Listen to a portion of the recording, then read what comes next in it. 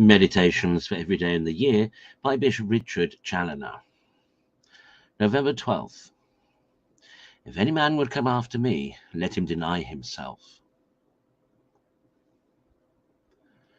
Consider first that the disciple of Jesus Christ, by the rule of the gospel, is not only obliged to renounce, at least in affection, all things else for the sake of his master, but what is the hardest of all, he must also renounce and deny himself.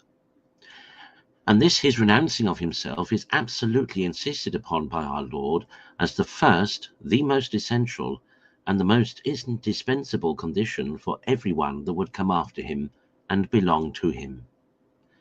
Yes, Christians, there is that irreconcilable opposition between this self, strangely corrupted by sin, surrounded with darkness and bent upon evil, and the purity and sanctity of Jesus Christ and the bright light of his truth, that there is no coming in a proper manner at the one without renouncing the other. There is no coming at divine charity, which teaches us to love our God with our whole heart, the principle of all Christian duties, without declaring an eternal war with self-love, the capital enemy to the love of God and the parent of all vices.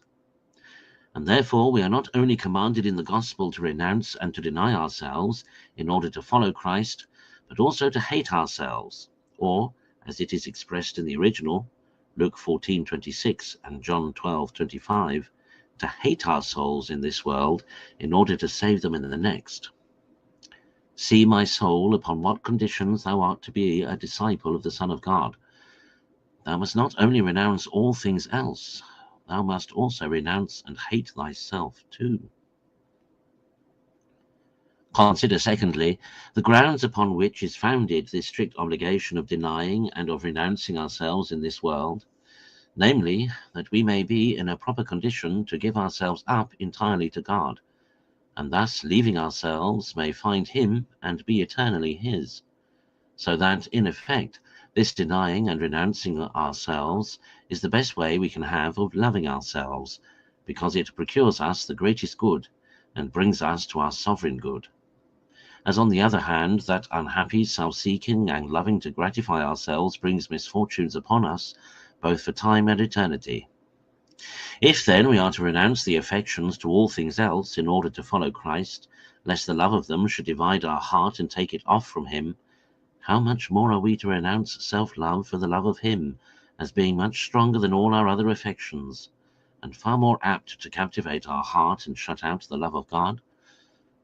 Yes, my soul, thy self-love is indeed the greatest enemy both of thy God and of thy own true and everlasting welfare, and therefore thou must not only renounce it, but abhor it too, with almost perfect hatred, and turn all thy forces against it in order to abolish and destroy it.